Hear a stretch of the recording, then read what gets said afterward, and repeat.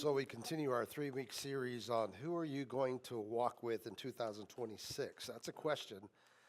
And I really pray that when we finish this series that you'll really reflect on that question, because sometimes we just kind of put things on automatic pilot and forget that, time is running and time is crucial and the time is now. And so let me begin by sharing something that I read this week that I thought, oh man, that's sobering. Many Christian thinkers, among them Tim Keller, who has already passed, argue that apathy or apatheism is probably the greatest threat to Christianity right now, even more than atheism, because indifference to God's existence or relevance is what undermines faith far more effectively than even outright disbelief. Now think about that for a second. Apathy is when you just simply say, I just don't care. And listen to what Tim Keller writes. He says, apathy removes the motivation for engagement, discipleship, and evangelism, is essentially making God irrelevant to daily life, which is a challenge both inside and outside the church. It's a very sobering thought. Apathy is a very powerful thing. As Pastor Don said last week, Christianity, though, can genuinely grow if we allow God's love to permeate our hearts, and then let that love live through us. Unlike Jesus, our world operates on this thing called conditional relationships. But Jesus taught the exact opposite. Luke 6:32-33, listen to what he said. I think Pastor Don read this last week. If you love those who love you, what credit is that to you? Even sinners love those who love them. And if you do good to those who are good to you, what credit is that to you? Even sinners do that.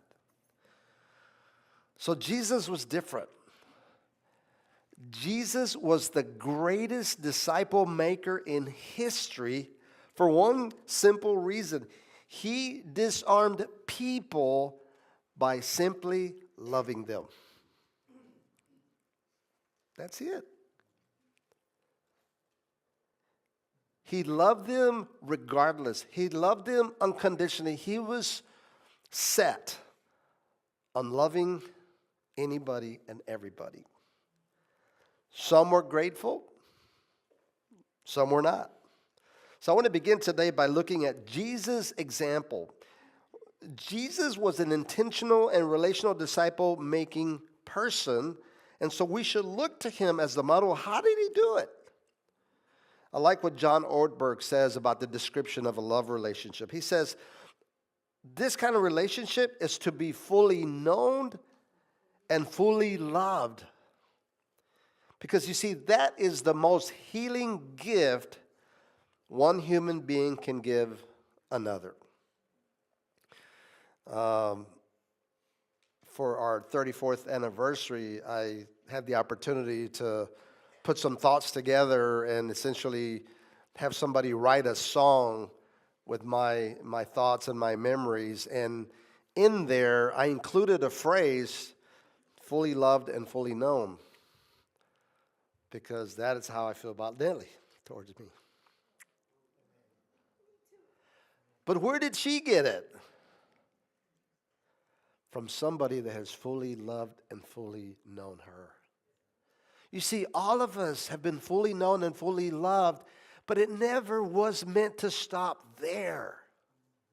It was meant to continue through us onto others, the way Jesus did it. Jesus offered this to his 12 disciples. Now, Jesus was with his disciples because his love relationship, that was the key. His love relationship with them was the conduit by which he could deliver all that they needed. The key was the relationship. Now, how often do we actually think of the relationship as what carries the weight for making a difference in a person's life? Jesus' teachings were fresh, they were practical, they were lived out, they were contrasted to the legalistic traditions of the religious authorities of the day. Yeah, Jesus taught, but he didn't teach just for the sake of theology. That was not what his main goal was. Jesus taught the truth for life, for living, and he was the perfect example of it. Sometimes his thoughts were perhaps a little too radical for the people of the day. Things like, you need to love your neighbors, and you need to love your enemies. Jesus talked about life, and he lived it in front of them. He was Emmanuel, God with us, and so they were looking at God himself on what gets us. This is what life looks like. Jesus was out to produce lifestyle disciples, while the other rabbis, they were more concerned with producing students of the Torah. Something tells me that cycle hasn't stopped just yet. Which one are you? A lifestyle disciple or just a student of the Word? In fact, I began to really think about this, and I said, I'm going to research this a little further as I began to read. And I was really caught off guard. Listen to what Joseph Matera says about the difference between Rabbi Jesus and the other rabbis of his days. He says, in Judaism, being a disciple was only transitional, a means to an end, with the goal of becoming a rabbi. The goal was for them to master the rabbi's teaching and their interpretation of the law. But for the disciples of Jesus, discipleship was not a step towards a promising career. It was about becoming like Jesus in life. Whoa, that's different.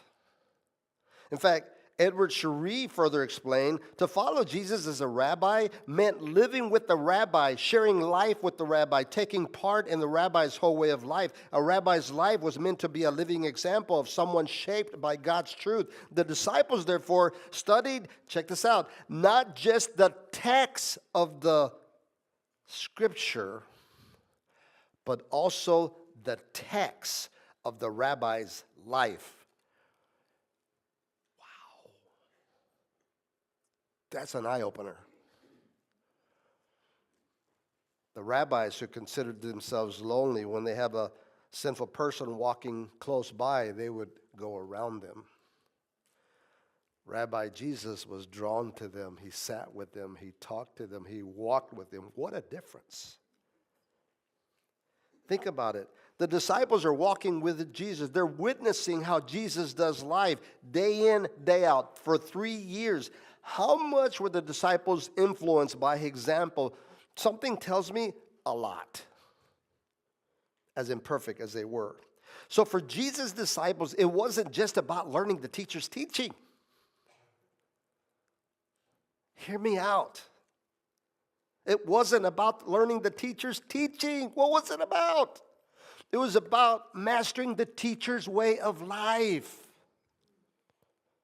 That was the whole point of the knowledge.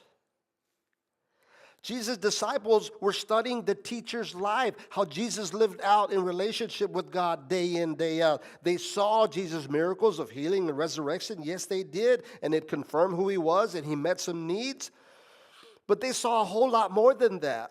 They saw God's goodness on display. They saw Jesus' self-giving, sacrificial love, how he constantly put the needs of himself over others. He put their needs over himself. They saw firsthand him getting up before the sun is up to go spend some time praying to God, his Father. They witnessed how he expressed that gentle compassion, how he had an urgency to go out and meet with the crowds because they were lost.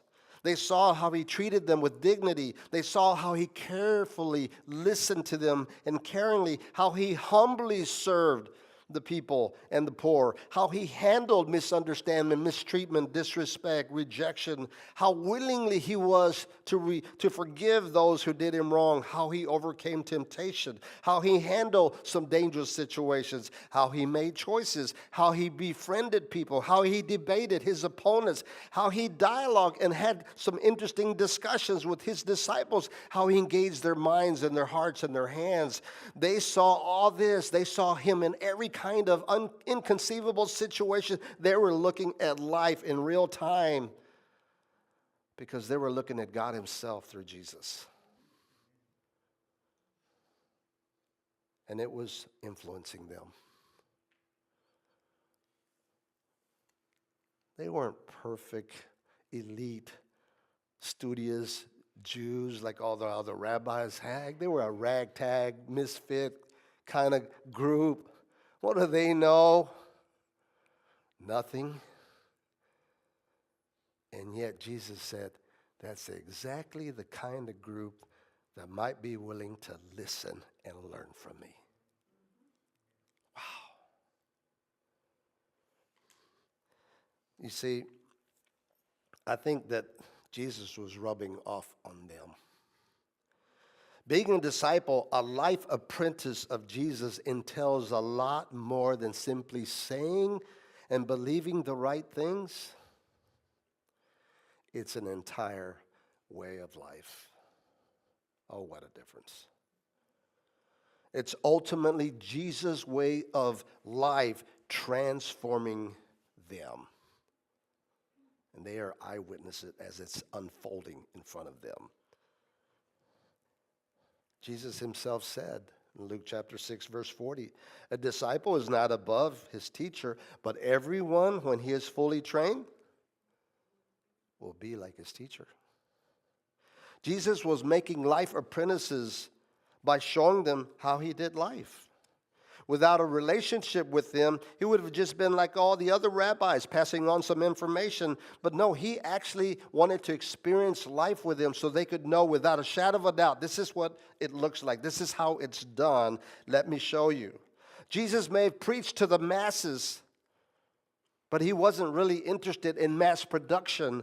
Jesus selected a few, a 3, a 12, a 70. Jesus' method was that of making disciples by intentionally doing life together with them. Francis Chan reiterates, he says, discipleship is all about living life together. It's more than just one structured meeting a week. It's not going to happen by accident. It happens intentionally. Intentionally means deliberately, on purpose. And this is exactly what Jesus was doing, one person at a time. Jesus understood, as the saying goes, more is caught than taught. He knew it. Jesus not only invested his life in these 12 by entering their world, their lives, Jesus also allowed his disciples to enter his world to get to know him. If you're going to disciple someone, you will have to be willing to let someone else into your space to get to know you. Does that sound like you? To get to know your life story, to get to know your hang-ups, to get to know what struggles you have to keep in check, to actually see, well, how do you do it? How do you pray? What do you do when you get worried? To actually be able to see from you, show me how this Jesus lifestyle looks. One day, Emmett, who I've spent some time discipling, was riding with me in my car. And he said, hey, bro, aren't you driving a little too fast? Kind of reckless? Not exactly what I expected to hear from him. After all, I'm discipling him. Now, I could have said, Emmett, don't worry, Jesus is in the car with us. That would sound like a good defense, right? But then again, he could have countered and said, well, go ahead and stop right here. Me and Jesus are getting off. Yeah, that would be humbling.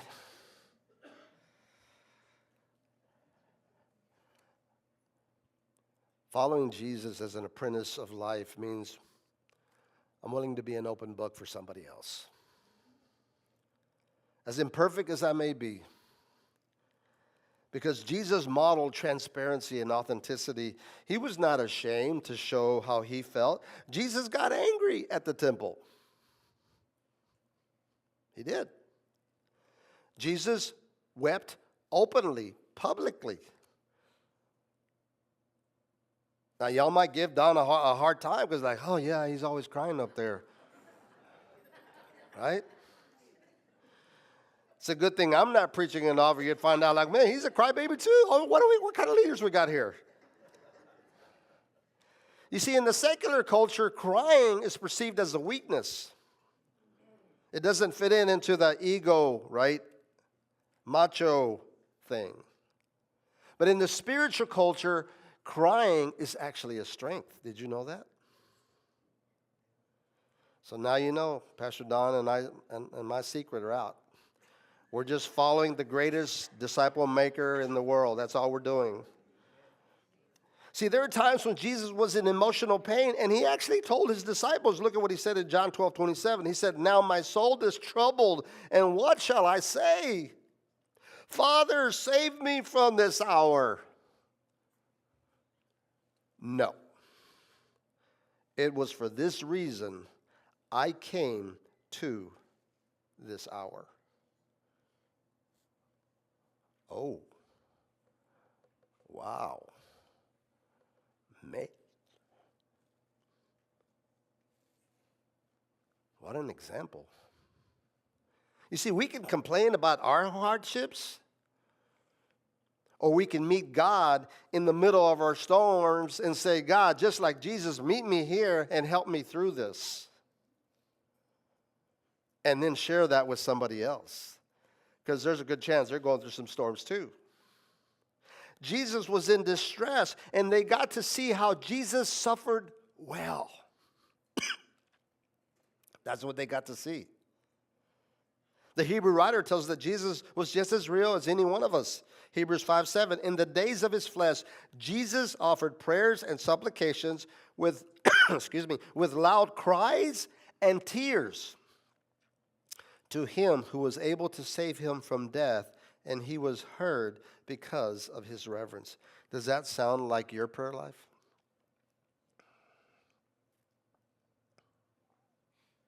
This is our role model we're talking about.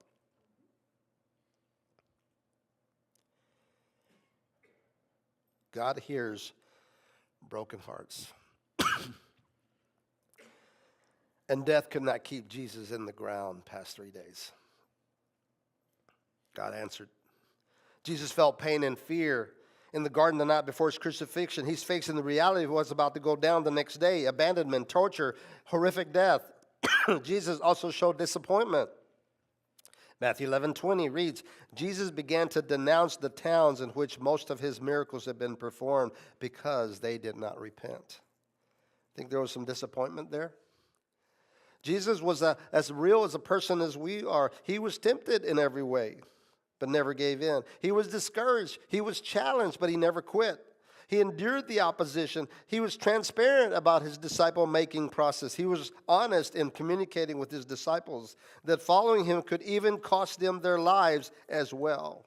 You remember what he said in Mark 8:35? For whoever wants to save their life will lose it, but whoever loses their life for me and for the gospel will save it.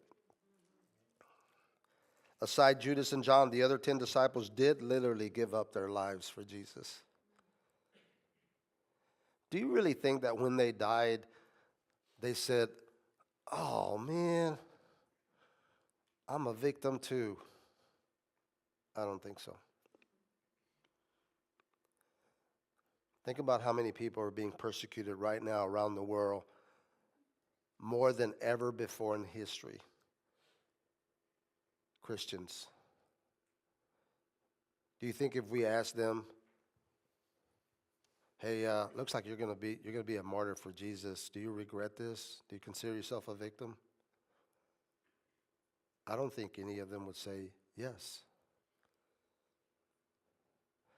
You know what really encourages me when I see somebody like Dallas Willard or Tim Keller die for health reasons, and I never hear them having a pity party.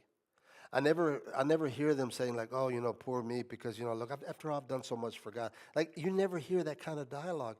You always hear them embracing that reality is just, it's part of life. Like, when you see and witness that, like, that's a God thing right there. That's not normal. That's supernatural spiritual power that they're getting from somewhere. And it's called the Holy Spirit.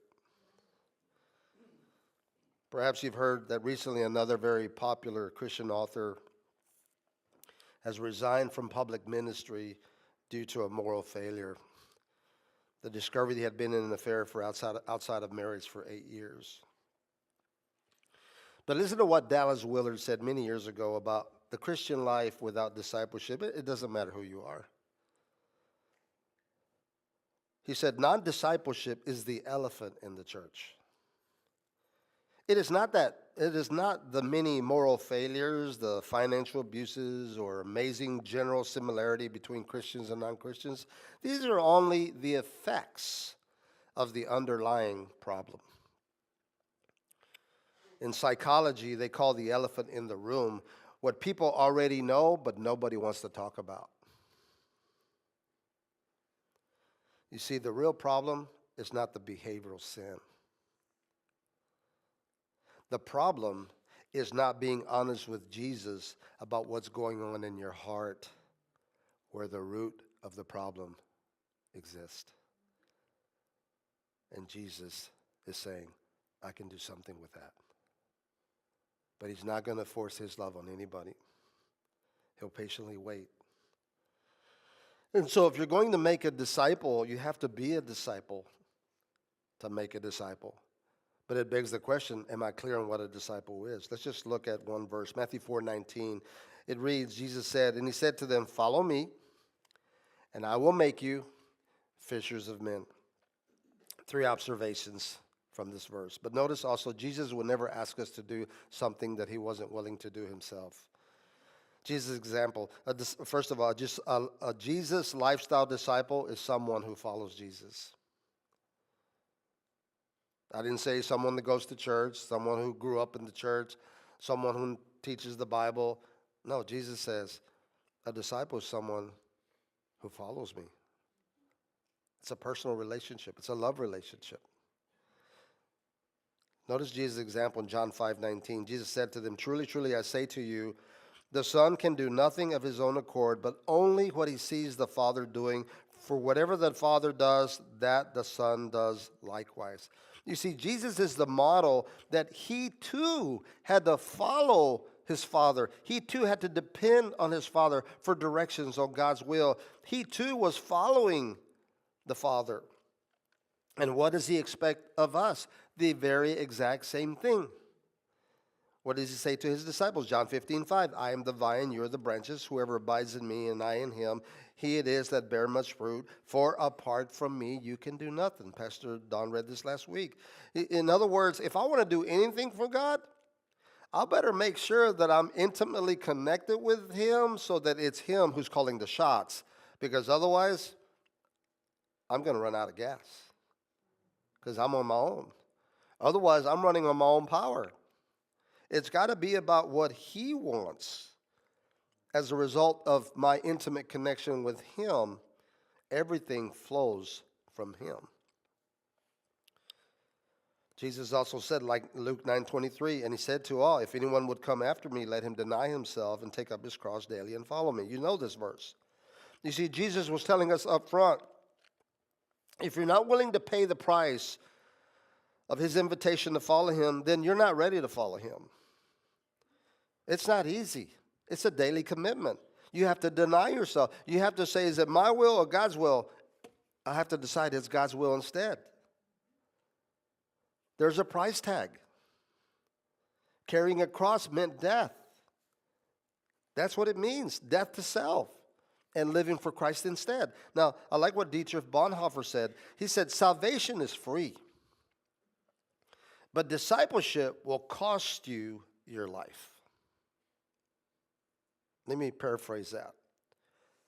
The gospel didn't cost us a dime. It didn't cost us anything. Nothing. But following Jesus is going to cost you everything. That is the truth. That's just the truth. Have you come to that realization yet?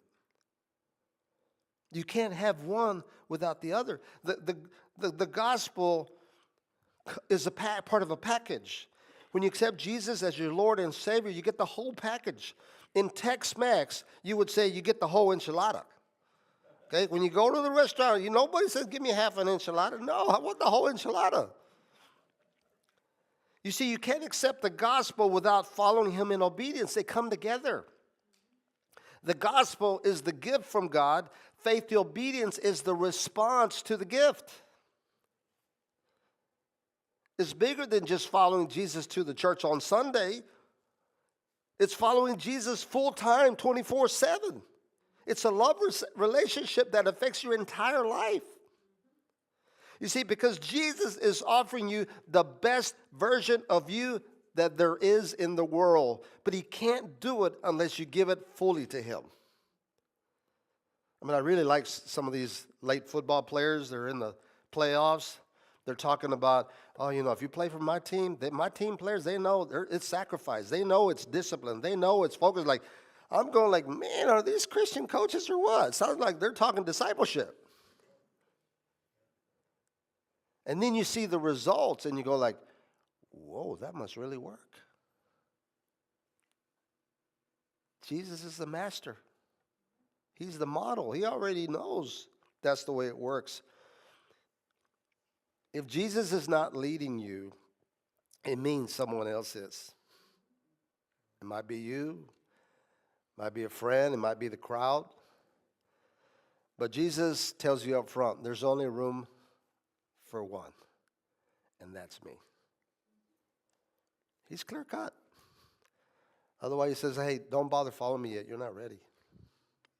I'd rather be talking to somebody who can be honest with you. Hey, you know what? I'll be honest with you. I'm not ready to follow Jesus. I'd rather deal with that person than somebody's like, yeah, I think I'm ready to follow Jesus. And then you find out like, that's what they're saying, but it's clear that that's not what they want. Secondly, a Jesus lifestyle disciple is someone being changed by Jesus. Notice Jesus' example. Hebrews 5, 8, and 9. Although he was a son, he learned what? Wait a second, time out. We're talking God's son here. He learned what? Jesus had to learn obedience. Through what? Through what he, fill in the blank? Suffered. Oh, man, that sounds like discipleship. And being made perfect, he became the source of eternal salvation to all who do what? Oh, man. We got to follow his role model. We've got to obey him. My brother sent me this picture yesterday, and I took a look at it. I thought, oh, there's two paths. There's the path of those that believe in Jesus, and then there's the path of those that obey Jesus. But let me tell you why this picture was so relevant to him.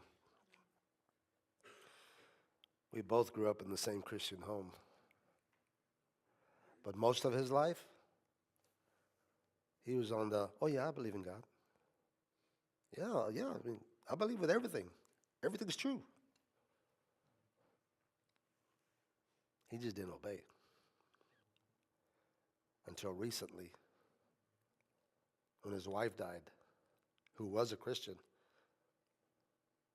He said, you know what? It took my wife's death to knock me off my horse. I didn't think nothing could knock me off my horse. I finally had to look up and listen and obey. What a difference. You see, Jesus meets us just the way we come, but he never intended to leave us there. He has a plan for us. He wants to sanctify us, clean us up.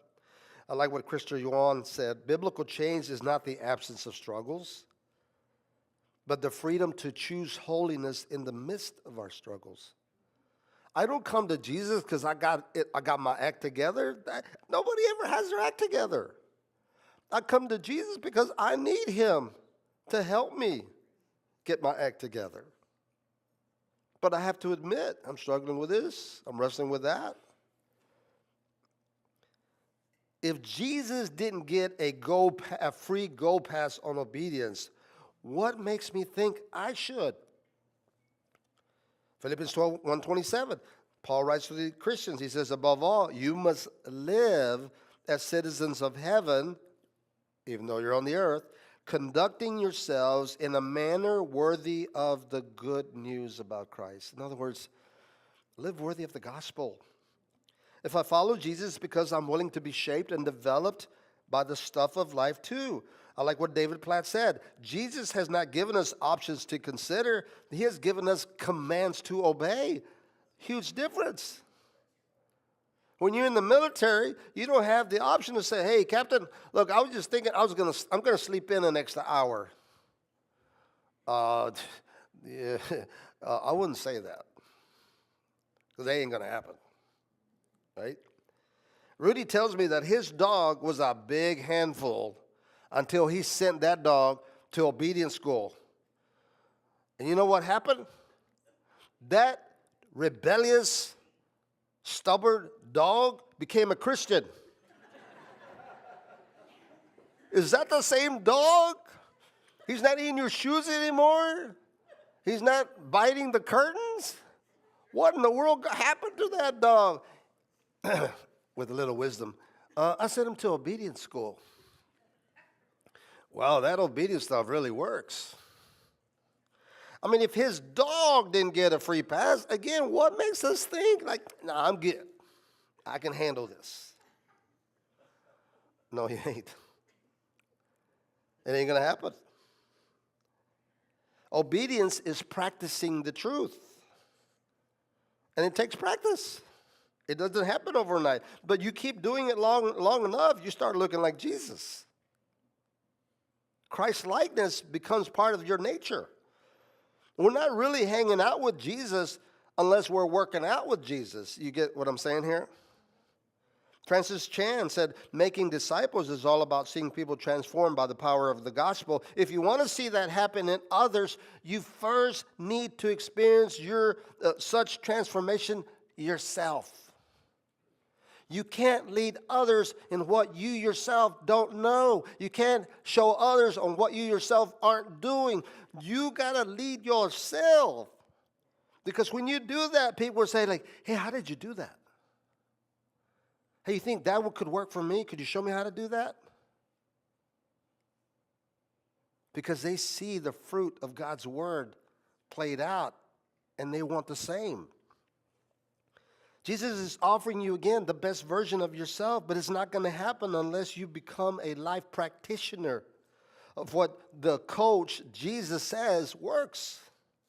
But notice, thirdly, a Jesus lifestyle disciple is someone on mission with Jesus to make disciples. Look at what C.S. Lewis said. He's obviously a very well-known scholar who wrote many great things. He said, the church exists for nothing else but to draw men into Christ, to make them little Christ.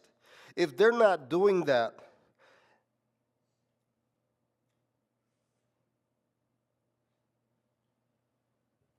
I think I made a typo here. All the cathedrals, clergy, missions, sermons, even the Bible itself are simply a waste of time. God came for no other purpose. Whew. We exist to draw men to Christ. We, the church, can make people feel good. We can beautify this building for our comfort.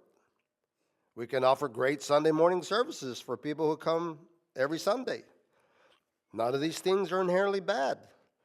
But the main reason the church exists, and I'm not talking about an institution, I'm talking about you. If you claim to be a follower of Jesus, the reason you exist is to show others how to please God by doing life His way. That's why you exist. To know how to be in a 24/7 relationship with Jesus, to know how to become like Jesus, to know how to help somebody else also experience what you have. That's why you're here. Look at Jesus' example. Luke 19:10. For the Son of Man came to seek and save the lost. We know this verse. What did he say to the disciples? Jesus said to them, again, peace be with you. As the Father has sent me, even so I am sending you.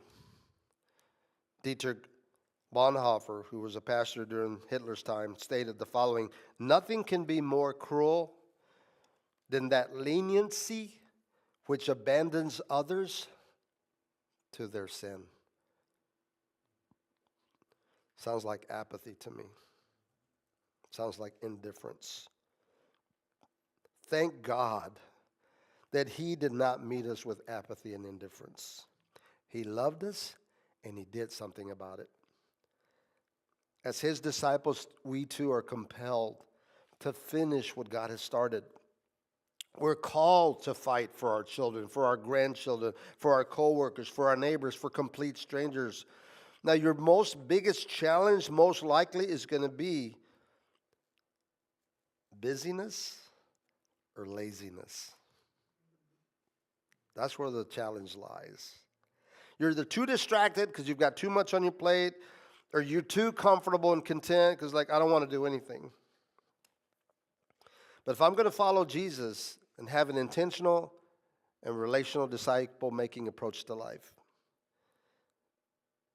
intentional means I make time for what's important to him. It's focused attention.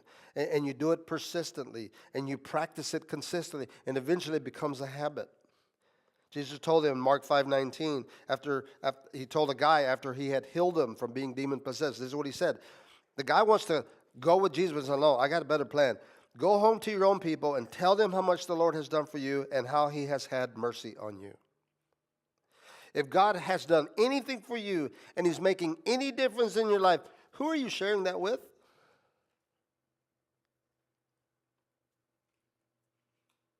What's holding you back? This guy just met Jesus.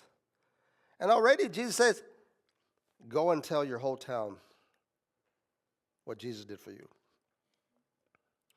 I like what Reggie Campbell says. He says, hey, just go and encourage somebody that needs hope in their life because of what's going on in their life.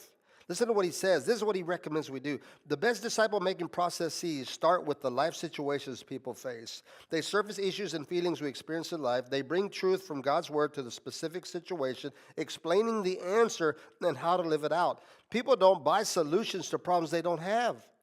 When you start with the problem, the felt need, and help people connect the answer in a personal way, they're more open to a solution. There's more openness to the good news when people see its specific relevance to their lives and situations. We make disciple makers by living life in close proximity for a period of time, introducing the truth of God a little at a time at just the right time. In other words, meet people where they're at. Let me close with this story. I saw a neighbor of mine walking up the street on the sidewalk, and I thought, well, I've never seen him walk on the sidewalk. So I just kind of waited in my driveway before I got in my car, and I kind of stopped it and I said, hey, how you doing today? He's like, okay. And I said, I've never seen you walking on the sidewalk. Are you walking too now? He said, no. He said, I let my family member borrow my car and they totaled it. So I don't have a car. I have another car, but my wife uses it to go to work. And then to top it off, my employer filed for bankruptcy, so now I'm out of a job. I said, wow. And so I said, okay, so why are you walking? He said, oh, okay, so I forgot my wallet in my friend's car, and he lives in Saginaw, so I don't have a car, and I didn't have anybody to call, so I started walking over there. And then as I'm walking over there, I thought I should call him to make sure he's home. And then he said, you're walking from Basswood and Beach all the way to Saginaw for your wallet? It's like, hey, I need that wallet. I got my Social Security card, my license, He said, hey, don't worry about it. Like, after work, I will bring you your wallet. So then he said, so I turned around and started walking back. I said, wow, man. So I said, hey, you think I could pray for you? You know what happened. He's hurting. Life is tough right now. So I prayed for him right there in my driveway. And I said, hey, if you need a ride to go anywhere, just give me a call. Right? Here's my number. Just call me. If I'm available, I'll give you a ride. And I'm going to keep praying for you. He called me this week. Hey, Pastor Ray, this is so and so. You said you'd give me a ride. I don't want to, impose or anything. I said, do you need a ride? I said, yeah, I need a ride to the dealership. Okay, no problem. I'll come pick you up at your house and I'll take you to the dealership. He said, yeah, because you know what? God must answer prayer because, I got my insurance money. I can buy a car. I thought, hey, man, that's awesome news. So we're driving to the dealership. Like, oh, by the way, I forgot to tell you, I'll pay for the gas. I said, good, come on, I'm almost empty. I need a full tank. No, I didn't say that. I said, oh, man, don't worry about that. You're not even working, bro. Don't worry about that. So we're talking and going to this dealership, and he said, hey, man, I can't thank you enough, man, for giving me this ride. I really appreciate it. I said, hey, look, I'm your neighbor. So is there anything I can do for you? Just call me. He said, okay, thank you. And so I drove back home, and I thought, let's see, I didn't share chapter and verse. I didn't say, hey, do you want to do a Bible study? Why did I do that? You know why I didn't do that? Do I really care for this person, or do I have an agenda that I got to meet? He's got a felt need right now. That's where I need to meet him. I need a model for him. This is what Jesus looks like. You can call him, and it's not an interruption. I'll drop everything else I'm doing. I'll give you a ride. Don't charge you for gas. Hey, you need something else, call me. That's what it looks like. That's what a love relationship looks like. So I used his felt need to build a relationship. I don't have to get in a hurry about anything. God is in control. I just need to be obedient and be there for him. Because I think eventually he's going to say, hey, tell me more about, I know you're a pastor, but,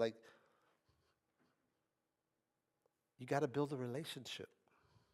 So he knows, this guy really cares for me. I mean, who does that? And so here's what we're suggesting to you for this year. 1 + 1.